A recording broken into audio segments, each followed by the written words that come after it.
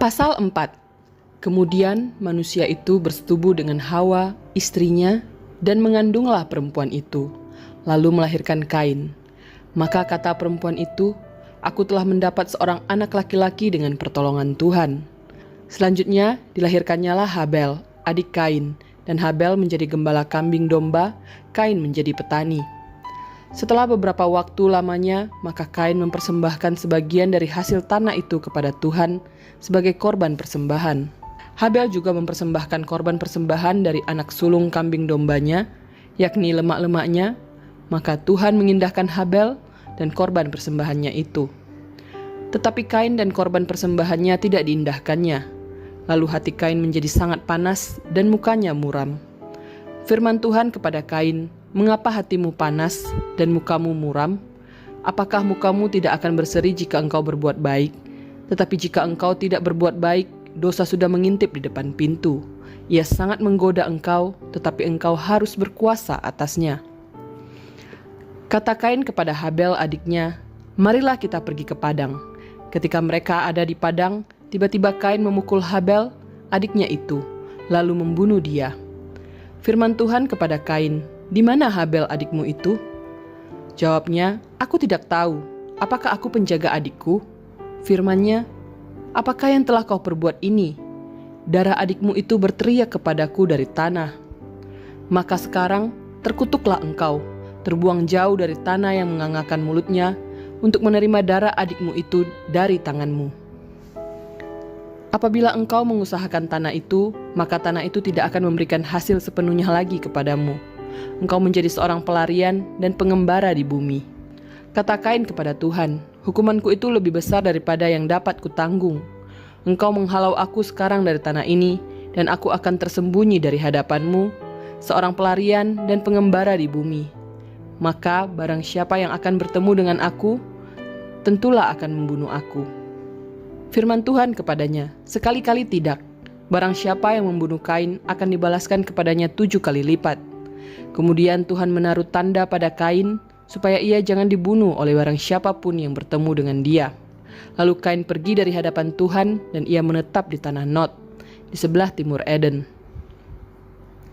Keturunan Kain, Set, dan Enos. Kain bersetubuh dengan istrinya dan mengandunglah perempuan itu, lalu melahirkan Henok. Kemudian Kain mendirikan suatu kota yang dinamainya kota itu Henok, menurut nama anaknya. Bagi Henok lahirlah Irad, dan Irad itu memperanakkan Mehuyael, dan Mehuyael memperanakkan Metusael, dan Metusael memperanakkan Lamekh. Lamekh mengambil istri 2 orang, yang satu namanya Ada, yang lain Zila. Ada itu melahirkan Yabal, dialah yang menjadi bapa orang yang diam dalam kemah dan memelihara ternak. Nama adiknya ialah Yubal, dialah yang menjadi bapa semua orang yang memainkan kecapi dan suling. Zila juga melahirkan anak, yakni Tubal-Kain, bapa semua tukang tembaga dan tukang besi. Adik perempuan Tubal-Kain ialah Naamah. Berkatalah Lamekh kepada kedua istrinya itu, Ada dan Zila, "Dengarkanlah suaraku. Hai istri-istri Lamekh, pasanglah telingamu kepada perkataanku ini.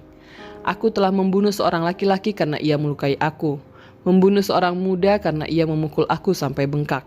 Sebab jika Kain harus dibalaskan 7 kali lipat, maka Lamekh 77 kali lipat."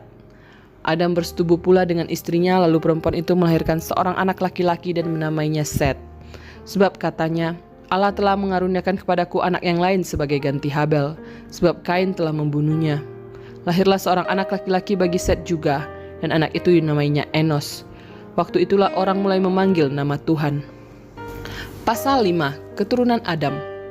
Inilah daftar keturunan Adam pada waktu manusia itu diciptakan oleh Allah. Dibuatnyalah dia menurut rupa Allah. Laki-laki dan perempuan diciptakannya mereka. Ia memberkati mereka dan memberikan nama manusia kepada mereka pada waktu mereka diciptakan. Setelah Adam hidup 130 tahun, ia memperanakkan seorang laki-laki menurut rupa dan gambarnya, lalu memberi nama Set kepadanya. Umur Adam setelah memperanakkan Set 800 tahun, dan ia memperanakkan anak-anak lelaki dan perempuan. Jadi Adam mencapai umur 930 tahun, lalu ia mati. Setelah Set hidup 105 tahun, ia memperanakkan Enos. Dan Set masih hidup 807 tahun setelah ia memperanakkan Enos, dan ia memperanakkan anak-anak lelaki dan perempuan. Jadi Set mencapai umur 912 tahun, lalu ia mati. Setelah Enos hidup 90 tahun, ia memperanakkan Kenan, dan Enos masih hidup 815 tahun setelah ia memperanakkan Kenan, dan ia memperanakkan anak-anak lelaki dan perempuan. Jadi Enos mencapai umur 905 tahun, lalu ia mati. Setelah Kenan hidup 70 tahun, ia memperanakkan Mahalalel. Dan Kenan masih hidup 840 tahun setelah ia memperanakkan Mahalalel, dan ia memperanakkan anak-anak lelaki dan perempuan. Jadi Kenan mencapai umur 910 tahun, lalu ia mati. Setelah Mahalalel hidup 65 tahun, ia memperanakkan Yared, dan Mahalalel masih hidup 830 tahun setelah ia memperanakkan Yared, dan ia memperanakkan anak-anak lelaki dan perempuan. Jadi Mahalalel mencapai umur 895 tahun, lalu ia mati. Setelah Yared hidup 162 tahun, ia memperanakkan Henok, dan Yared masih hidup 800 tahun setelah ia memperanakkan Henok, dan ia memperanakkan anak-anak lelaki dan perempuan.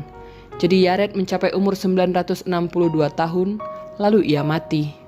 Setelah Henok hidup 65 tahun, ia memperanakkan Metusalah, dan Henok hidup bergaul dengan Allah selama 300 tahun lagi. Setelah ia memperanakkan Metusalah, dan ia memperanakkan anak-anak lelaki dan perempuan.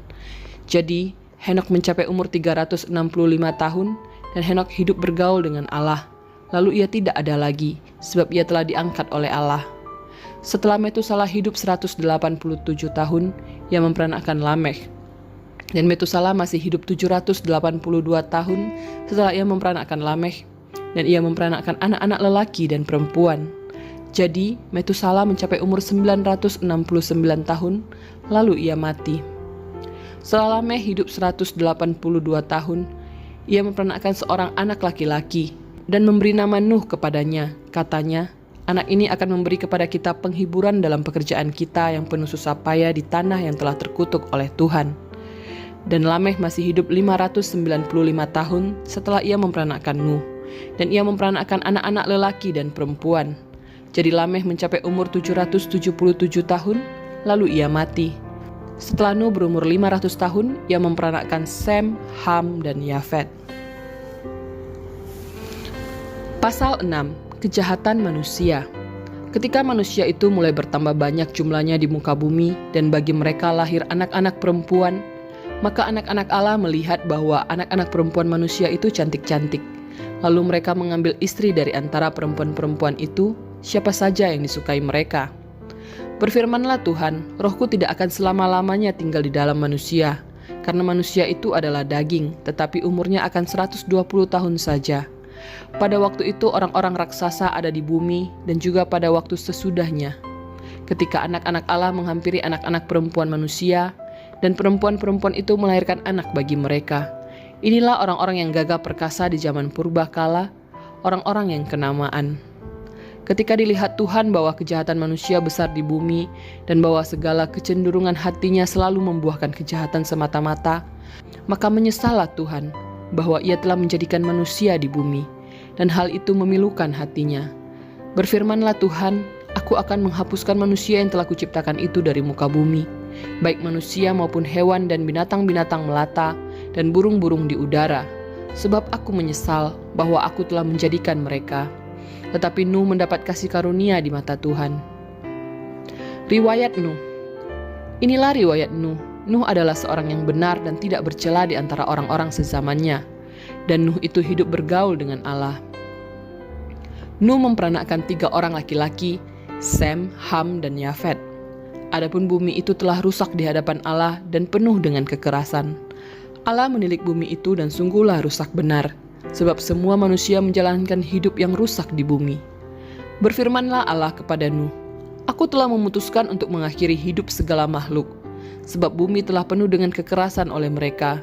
Jadi aku akan memusnahkan mereka bersama-sama dengan bumi. Buatlah bagimu sebuah bahtera dari kayu gofir.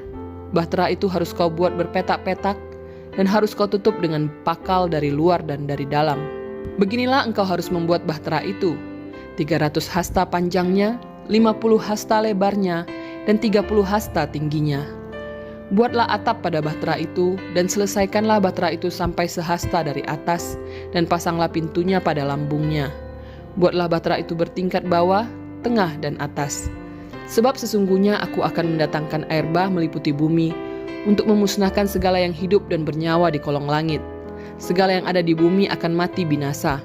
Tetapi dengan engkau, aku akan mengadakan perjanjianku, dan engkau akan masuk ke dalam bahtera itu.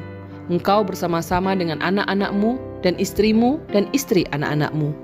Dan dari segala yang hidup, dari segala makhluk, dari semuanya haruslah engkau bawa satu pasang ke dalam bahtera itu, supaya terpelihara hidupnya bersama-sama dengan engkau.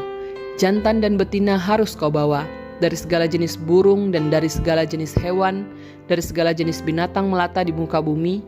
Dari semuanya itu harus datang satu pasang kepadamu, supaya terpelihara hidupnya.